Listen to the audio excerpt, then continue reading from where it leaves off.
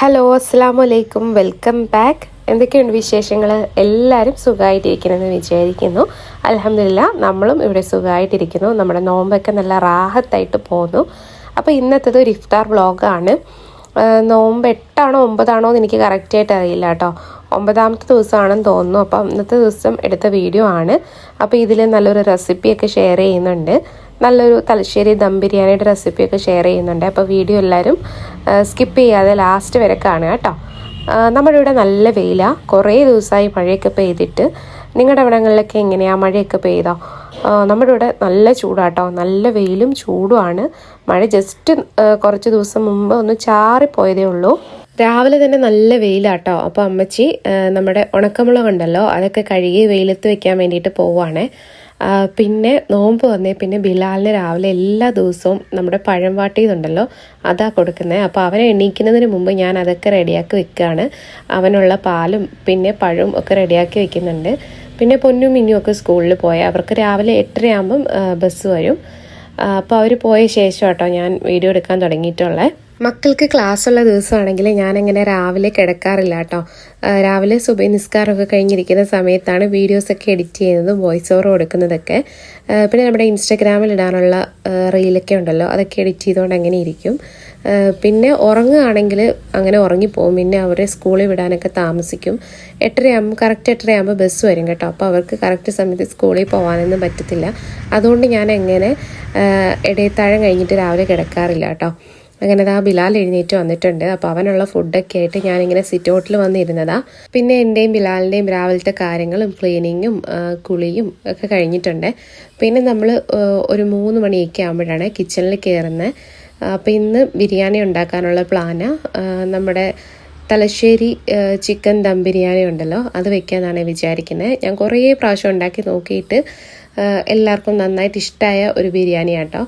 അപ്പോൾ പിന്നെ അത് തന്നെ ട്രൈ ചെയ്യാം. എനിക്ക് ഒന്നാമത് നോമ്പാവുമ്പം നമ്മൾ എന്തെങ്കിലും ഒരു റെസിപ്പി ആദ്യമായിട്ട് ഉണ്ടാക്കുമല്ലോ, അങ്ങനെ ഉണ്ടാക്കാൻ പേടിയാട്ടോ. എന്താണെന്ന് വെച്ചാൽ നമ്മൾ നോമ്പ് വെച്ചിരുന്നിട്ട് ഇനി അതെങ്ങാനും ഫ്ലോപ്പായി പോവുകയാണെങ്കിൽ നോമ്പ് തുറക്കുന്ന സമയത്ത് അത് വലിയ ബുദ്ധിമുട്ടാവും എന്താണെങ്കിലും. അപ്പം നോമ്പിന് ഞാൻ എന്തെങ്കിലും ഒരു റെസിപ്പി ഉണ്ടാക്കുന്നുണ്ടെങ്കിൽ അതിന് മുമ്പ് ഒന്ന് ട്രൈ ചെയ്ത് നോക്കിയിട്ട് നല്ലതാണെങ്കിലേ അങ്ങനെ ചെയ്യാറുള്ളൂ.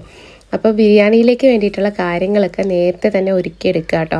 അപ്പോൾ അമ്മച്ചി സവാളയൊക്കെ തൊലിയൊക്കെ കളഞ്ഞ് അതൊക്കെ അരിഞ്ഞെടുക്കുന്നുണ്ട്. പിന്നെ ഞാൻ നമ്മുടെ മല്ലിയിലയും പുതിനയിലയൊക്കെ കൊണ്ടുവന്നിട്ടുണ്ടായിരുന്നു. അപ്പോൾ അതിനിങ്ങനെ ഒരുപാട് അഴുക്കുള്ളതുകൊണ്ട് അതൊക്കെ നന്നായിട്ട് കഴുകി അതിൻ്റെ വെള്ളം പോകാൻ വേണ്ടിയിട്ട് ഒന്നവിടെ ഇതുപോലെ തൂക്കിയിടുവേ. നമ്മുടെ കുഞ്ഞാവ് ഇതൊക്കെ കണ്ടങ്ങനെ ഇരിക്കുവാണ്. പിന്നെ ഇതാ ഞാൻ ബിരിയാണി വെക്കാനുള്ള തയ്യാറെടുപ്പിലാട്ടോ. അപ്പോൾ ആദ്യമേ തന്നെ നമ്മുടെ കിസ്മിസും നട്ട്സും ഉണ്ടല്ലോ അത് രണ്ടും കൂടി ഒന്ന് വറുത്തെടുക്കുകയാണ്. പിന്നെ നമ്മുടെ ബിരിയാണിക്ക് വേണ്ടിയിട്ടുള്ള ആ ഒരു സവാള ഉണ്ടല്ലോ അതൊക്കെ ആദ്യമേ തന്നെ ചെയ്ത് വെക്കുക കേട്ടോ. പിന്നെ ലാസ്റ്റ് ബിരിയാണി വെച്ച് കഴിഞ്ഞ് ഇതൊക്കെ ചെയ്യാൻ എനിക്ക് ഭയങ്കര മടിയാണ്. അതുകൊണ്ട് ആദ്യം അതൊക്കെ ചെയ്ത് വെക്കുകയാണ്. പിന്നെ എന്നോട് അമ്മച്ചി പറഞ്ഞതാട്ടോ ഈ ഒരു പാത്രത്തിൽ വേണ്ട, വേറെ നല്ലൊരു പാത്രത്തിൽ വെച്ചുകൂടെയെന്ന്. പക്ഷെ അങ്ങനെയൊന്നും ഇല്ല കേട്ടോ. എന്താണെന്ന് വെച്ചാൽ വീഡിയോയ്ക്ക് വേണ്ടി വേറെ പാത്രം എടുക്കുന്നതിന് അങ്ങനെയൊന്നും എനിക്ക് തോന്നാറൊന്നുമില്ല. പിന്നെ ഞാനും വിചാരിച്ചു കേട്ടോ ഈ വീഡിയോ എഡിറ്റ് ചെയ്യുന്ന സമയത്ത് ഈ പാത്രം വേണ്ടായിരുന്നു, വേറൊരു ഉരുളി മതിയായിരുന്നു, വേറെ എന്തെങ്കിലും ഒരു പാത്രത്തിൽ വെച്ചാൽ മതിയായിരുന്നു എന്നൊക്കെ. പിന്നെ എന്താണെങ്കിലും സാരമില്ല. പിന്നെ എന്താണെങ്കിലും കുഴപ്പമില്ല. നമ്മുടെ എല്ലാവരുടെയും വീട്ടിൽ കാണും ഇതുപോലത്തെ ഒരു പാത്രമോ അല്ലെങ്കിൽ ഒരു ചീനച്ചട്ടിയോ എന്തെങ്കിലുമൊക്കെ. പിന്നെ ഇത് കുറേ വർഷം മുമ്പുള്ളതാണ്. അമ്മച്ചി അവരുടെ തറവാട്ടിൽ നിന്ന് കൊണ്ടുവന്നതാട്ടോ. ഒരു 10-60 വർഷം പഴക്കമുള്ള ഉരുളിയാട്ടോ. അത്യാവശ്യം നല്ല വലിപ്പമുണ്ട്. അതുകൊണ്ട് ഞാൻ ഇത് തന്നെ ചൂസ് ചെയ്തേ. ഇതിന് നമ്മുടെ മസാല ഒക്കെ ആക്കാമെന്ന് വിചാരിച്ചു. ബിരിയാണി വെക്കുമ്പം ഏറ്റവും വലിയ ടാസ്ക് അതിന് വേണ്ടിയിട്ടുള്ള കാര്യങ്ങളൊക്കെ ഒന്ന് ഒരുക്കിയെടുക്കലാണ്. മെയിനായിട്ടും സവാള അരിയലും പിന്നെ നമ്മുടെ കിസ്മിസും നട്ട്സൊക്കെ വറുക്കലും ഒക്കെയാണ്.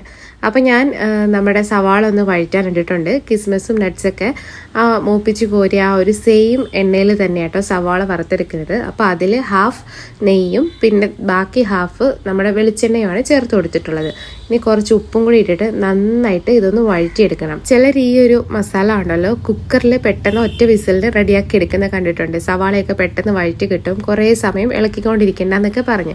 പക്ഷേ എൻ്റെ പേഴ്സണലായിട്ടുള്ള ഒരു അഭിപ്രായം എന്ന് പറഞ്ഞാൽ എനിക്കിങ്ങനെ ഭയങ്കരമായിട്ട് ഇങ്ങനെ സവാള ഇങ്ങനെ പാത്രത്തിൽ തന്നെ കിടന്ന് സ്ലോ കുക്ക് ചെയ്ത് നന്നായിട്ട് വഴറ്റിയെടുക്കുന്നതാട്ടോ ഇഷ്ടം.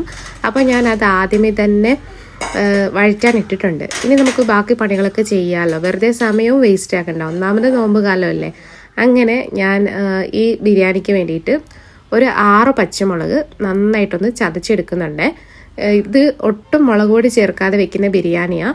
പിന്നെ അതിലേക്ക് നമ്മുടെ വെളുത്തുള്ളി, ചെറിയ ഉള്ളി, പിന്നെ ഇഞ്ചി മുഴുവനായിട്ട് ഇടുകയാണെങ്കിൽ അങ്ങനെ അരയാൻ ബുദ്ധിമുട്ടാണ്. അതുകൊണ്ട് ചെറുതായിട്ടൊന്ന് മുറിച്ചിട്ട് കൊടുത്തിട്ട് നന്നായിട്ട് അതും ഒന്ന് പേസ്റ്റാക്കി എടുക്കുന്നുണ്ട്. ഇത് ഇങ്ങനെ അരഞ്ഞു വരാൻ ബുദ്ധിമുട്ടാണെങ്കിൽ കുറച്ച് വെളിച്ചെണ്ണയോ അല്ലെങ്കിൽ ഓയിലോ അല്ലെങ്കിൽ കുറച്ച് വെള്ളം കൂടി ചേർത്ത് നന്നായിട്ടൊന്ന് അരച്ചെടുത്താൽ മതി കേട്ടോ. ഞാൻ ഈ ഒരു ബിരിയാണി കുറേ പ്രാവശ്യം ഉണ്ടാക്കിയതാണ് നമ്മുടെ വീട്ടിൽ. ഇത് പിന്നെ ഞാൻ മുമ്പ് എപ്പോഴോ യൂട്യൂബിൽ ഇതിൻ്റെ ഡീറ്റെയിൽ ആയിട്ടുള്ള വീഡിയോ അപ്ലോഡ് ചെയ്തിട്ടുണ്ടായിരുന്നു.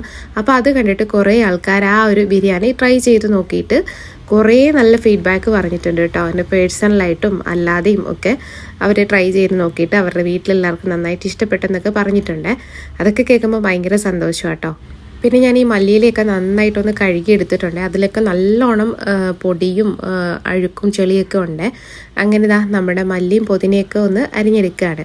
ബിരിയാണിയുടെ നല്ലൊരു ഫ്ലേവറും നല്ല ടേസ്റ്റൊക്കെ കിട്ടണമെങ്കിൽ ഈ മല്ലിയും പുതിനയും മസ്റ്റാട്ടോ. ഇന്നത്തെ നമ്മുടെ ബിരിയാണി തലശ്ശേരി ചിക്കൻ ദം ബിരിയാണിയാണ്. ഭയങ്കര ടേസ്റ്റുള്ള ബിരിയാണിയാണ്. എനിക്കത് ബിരിയാണികളിൽ ഏറ്റവും ടേസ്റ്റ് ഈ ഒരു ബിരിയാണിക്കാണെന്നാണ് തോന്നുന്നത്. പിന്നെ ഞാൻ ഇതൊക്കെ റെഡിയാക്കുന്നതിൻ്റെ ഇടയിൽ നമ്മുടെ സവാള ഒന്ന് ഇടയ്ക്കിടയ്ക്ക് ഇളക്കി വിടുന്നുണ്ട്. പിന്നെ വേറൊരു ടിപ്പ് പറയാം. നമ്മുടെ ക്യാരറ്റ് കുറേ നാൾ കേട് കൂടാതെ ഇരിക്കണമെങ്കിൽ അതിൻ്റെ തലയും വാലും ഉണ്ടല്ലോ, ഇതുപോലെ ഒന്ന് കട്ട് ചെയ്ത് കളഞ്ഞിട്ട് നന്നായിട്ട് കഴുകി അതിൻ്റെ വെള്ളമൊക്കെ പോയി അത് തുടച്ച് നല്ല ഉണങ്ങിയ ഒരു പാത്രത്തിലിട്ട് വെച്ചാൽ കുറേ നാൾ ക്യാരറ്റ് കേടാവാതെ ഇരിക്കും. ക്യാരറ്റ് പെട്ടെന്ന് കേടാവുന്ന ഒരു സാധനമാണ് നമ്മൾ ചുമ്മാ വെറുതെ അങ്ങനെ വെക്കുകയാണെങ്കിൽ. അപ്പോൾ ഇങ്ങനെ ഒന്ന് ചെയ്ത് നോക്കൂ കേട്ടോ. ഞാനിവിടെ എപ്പോഴും അങ്ങനെയാണ് വെക്കുന്നത്. എനിക്കിപ്പം ഒരു 1-1.5 മാസമൊക്കെ ഒരു കേടുപോലും ഇല്ലാതെ അങ്ങനെ ഇരിക്കാറുണ്ട്. പിന്നെ നമ്മുടെ സവാളയൊക്കെ നന്നായിട്ടൊന്ന് വഴറ്റി കിട്ടിയപ്പോൾ അതിലേക്ക് ഇഞ്ചി, വെളുത്തുള്ളി, പച്ചമുളക് പേസ്റ്റൊക്കെ ചേർത്ത് കൊടുത്ത് വീണ്ടും നന്നായിട്ടൊന്ന് അതിൻ്റെ പച്ചമണം മാറുന്നിടം വരെ വഴറ്റിയെടുക്കുന്നുണ്ട്. അപ്പോൾ കുറച്ച് ഓയിൽ കുറവായതുകൊണ്ട് ഞാൻ വീണ്ടും കുറച്ചുകൂടി ഒഴിച്ചു കൊടുത്തിട്ട് നന്നായിട്ടൊന്ന് വഴറ്റിയെടുക്കുന്നുണ്ട്. പിന്നെ ഒരു 3 തക്കാളി, മീഡിയം സൈസുള്ള തക്കാളിയാണ്, അതും കൂടി ചേർത്ത് നന്നായിട്ടൊന്ന് വഴറ്റിയെടുക്കുന്നുണ്ട്. ഈ വഴറ്റുന്നതൊക്കെ ഭയങ്കര സ്ലോ ആയിട്ടാണ് ചെയ്യുന്നത്. നന്നായിട്ട് ഇതിൻ്റെ ആ ഒരു പച്ചമണമൊക്കെ മാറി സവാളയൊക്കെ നന്നായിട്ട് അലിഞ്ഞു വന്നാലേ നമ്മുടെ ബിരിയാണിയുടെ മസാലയ്ക്ക് നല്ല ടേസ്റ്റ് ഉണ്ടാവുള്ളൂ. പിന്നെ ബിരിയാണിയിലേക്ക് വേണ്ടിയിട്ട് നല്ല ടേസ്റ്റി ആയിട്ടുള്ളൊരു സാലഡ് റെഡിയാക്കുന്നുണ്ട്. ചെറിയ ചെറിയ കാര്യങ്ങളൊക്കെ ശ്രദ്ധിക്കുകയാണെങ്കിൽ നമുക്ക് നല്ല ടേസ്റ്റുള്ള സാലഡൊക്കെ റെഡിയാക്കാൻ പറ്റും. നമ്മൾ ചുമ്മാ വെറുതെ ഇതെല്ലാം കൂടി അരിഞ്ഞ് കുറച്ച് ഉപ്പും വിനാഗിരിയൊക്കെ ഒഴിച്ച് അങ്ങനെ മിക്സ് ചെയ്തതിൽ നല്ലത് കുറച്ചും കൂടി ഒരു ടേസ്റ്റി ആയിട്ടല്ലേ, എല്ലാവർക്കും ഇഷ്ടപ്പെടുന്നത് പോലെ ഉണ്ടാക്കുന്നതല്ലേ നല്ലത്. അപ്പോൾ നമ്മൾ അരിയുന്നത് വരെ ശ്രദ്ധിക്കണം. ഇതൊക്കെ അരിഞ്ഞെടുക്കുന്നതിലുണ്ട് കാര്യം. സവാളയൊക്കെ നല്ല നേരിയതായിട്ട് അരിഞ്ഞെടുക്കണം, നല്ല കനം കുറച്ച് അരിഞ്ഞെടുക്കണേ. അങ്ങനെ ഞാനിപ്പോൾ ഒരു 3-4 സവാള അരിഞ്ഞെടുത്തിട്ടുണ്ട്. പിന്നെ മെയിനായിട്ടും വേണ്ടത് ക്യാരറ്റാണ്. ഞാനിപ്പോൾ ഒരു 3 ക്യാരറ്റ് ഇതുപോലെ കനം കുറച്ച് നീളത്തിൽ അരിഞ്ഞെടുത്തിട്ടുണ്ട്. ഇങ്ങനെ കനം കുറച്ച് അരിയുമ്പോൾ അത് കടിക്കാനും കഴിക്കാനും ഒക്കെ നല്ല ടേസ്റ്റ് ആയിരിക്കും. നമ്മൾ ഈ വിനാഗിരി ഊറ്റുന്ന സമയത്ത് വിനാഗിരി അല്ലെങ്കിൽ നമ്മുടെ നാരങ്ങ നീര് അതൊഴിച്ചാൽ മതി. ഈ ക്യാരറ്റൊക്കെ നല്ല അലിഞ്ഞു വരുവേ. ഇനി കുറച്ചും കൂടി വേണം. അപ്പോൾ ഇതുപോലെ ഒന്ന് നൈസായിട്ടൊന്ന് ആദ്യം ഒന്ന് കട്ട് ചെയ്തിട്ട് പിന്നെ ഇതുപോലെ ഒന്ന് ചോപ്പ് ചെയ്തെടുത്താൽ മതി. പിന്നെ എനിക്ക് വേറൊരു കാര്യം നിങ്ങളോട് പറയാനുണ്ട്. നമ്മുടെ വീഡിയോ കാണുന്ന എല്ലാവരും ഒന്ന് കമൻറ്റ് ചെയ്യണേ. ജസ്റ്റ് ഒരു ഇമോജിയെങ്കിലും ഒന്ന് കമൻറ്റ് ചെയ്താൽ മതി.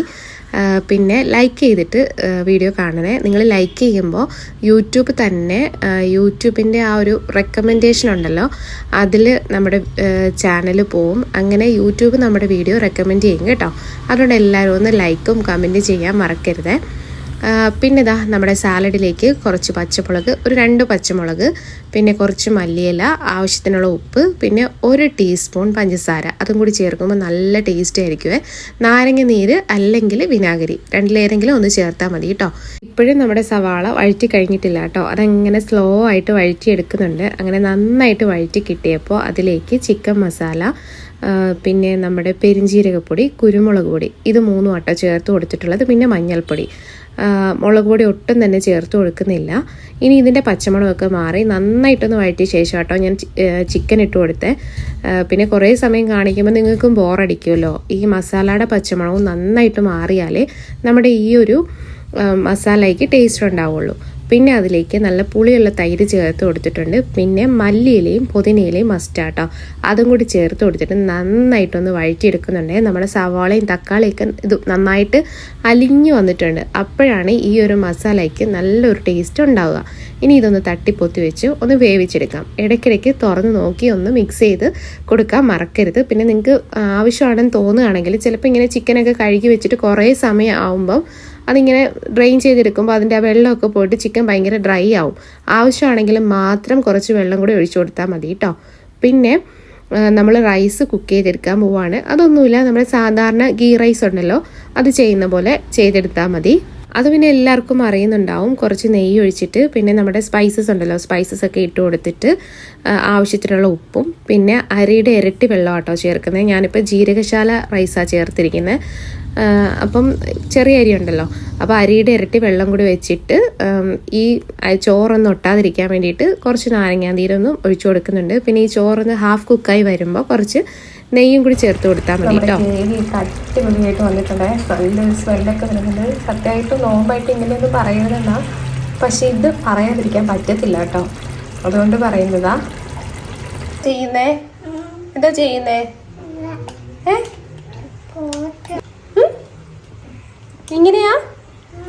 ഇങ്ങനെയാണോ നാരങ്ങാളം ഉണ്ടാക്കുന്നത്?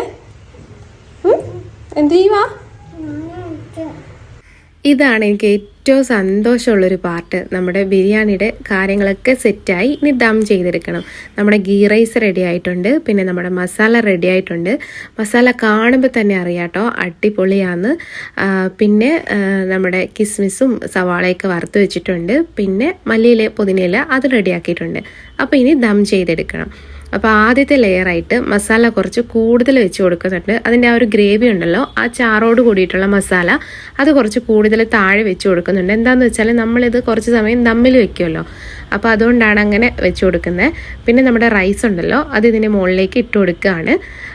പകുതിയോളം റൈസ് ഇങ്ങനെ ഇട്ട് കൊടുക്കുന്നുണ്ട്. ഇനി നന്നായിട്ടൊന്ന് നിരത്തി കൊടുത്തിട്ട് അതിൻ്റെ മുകളിലേക്ക് മല്ലിയിലയും പുതിനയിലയും ഇട്ട് കൊടുക്കുന്നുണ്ട്.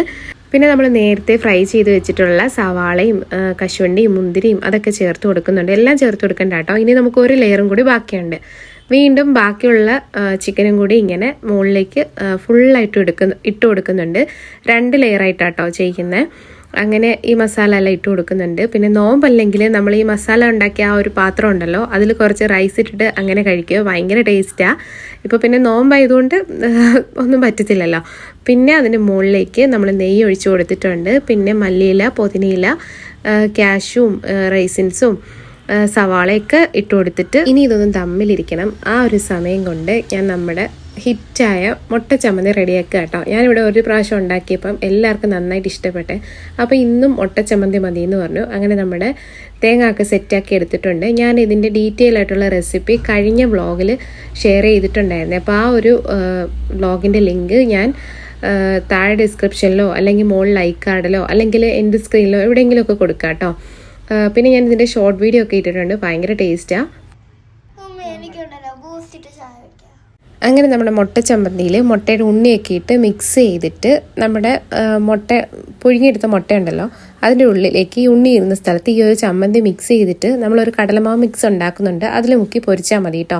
ഇത്രേ ഉള്ളൂ. ഇതെല്ലാം നല്ല ചൂടോടെയാണ് ചെയ്തിരിക്കുന്നത്. അപ്പോൾ നമ്മുടെ ബിരിയാണി നല്ല ചൂടോടെ ദമ്മിലിരിക്കുന്നുണ്ട്. പിന്നെ നമ്മുടെ മുട്ട ചമ്മന്തി ഇനി ചൂടോടെ പൊരിച്ചെടുക്കണം. അപ്പോൾ ഇതെല്ലാം 3 മണി കഴിഞ്ഞിട്ടാട്ടെ കയറിയിട്ടുള്ളത്. അപ്പോൾ നമുക്ക് നല്ല ചൂടോടെ ഫ്രഷ് ആയിട്ട് നോമ്പ് തുറക്കാൻ വേണ്ടിയിട്ട് പറ്റും. അങ്ങനെ ലാസ്റ്റ് ഒരു അസർ കഴിഞ്ഞപ്പോൾ നമ്മുടെ മുട്ട ചമ്മന്തിയും കൂടി ഒന്ന് വേഗത്തിൽ ഫ്രൈ ചെയ്തെടുക്കുന്നുണ്ട്. ഇനി ചായ വെക്കണം, പിന്നെ സാധനങ്ങളൊക്കെ ടേബിളിൽ വെക്കണം. അപ്പോൾ ഇത്ര വീഡിയോ ഉള്ളൂട്ടോ എനിക്ക് എടുക്കാൻ പറ്റിയിട്ടുള്ളൂ. ബാക്കിയൊന്നും എടുക്കാൻ എന്താ പറയുക വിട്ടുപോയി, തിരക്കായിരുന്നു പെട്ടെന്ന്. അപ്പോൾ ഇന്നത്തെ നമ്മുടെ ഇഫ്താർ വ്ളോഗ് എല്ലാവർക്കും ഇഷ്ടമായിട്ടുണ്ടാവുമെന്ന് വിചാരിക്കുന്നു. എല്ലാവരും ഈ ഒരു ബിരിയാണി ഒന്ന് ട്രൈ ചെയ്ത് നോക്കണം. നോമ്പിൽ ഏതെങ്കിലും ഒരു ദിവസം ഒന്ന് ട്രൈ ചെയ്ത് നോക്കിയിട്ട് നിങ്ങളുടെ അഭിപ്രായം പറയണേ. പിന്നെ നമ്മുടെ പ്രീവിയസ് വീഡിയോസൊക്കെ ഒന്ന് പോയി കണ്ടു നോക്കണം. നിങ്ങൾക്ക് വീഡിയോ ഇഷ്ടമായിട്ടുണ്ടെങ്കിൽ നിങ്ങളുടെ ഫ്രണ്ട്സിനും ഫാമിലിക്കൊക്കെ ഒന്ന് ഷെയർ ചെയ്ത് കൊടുക്കണം. പിന്നെ ലൈക്ക് ചെയ്യണം, സബ്സ്ക്രൈബ് ചെയ്യണം, കമൻറ്റ് ചെയ്യണം. അപ്പോൾ ഇൻഷാ അല്ലാഹ് പുതിയൊരു വ്ളോഗുമായിട്ട് ഉടനെ തന്നെ കാണാം. അതുവരേക്കും ടേക്ക് കെയർ, ബൈ.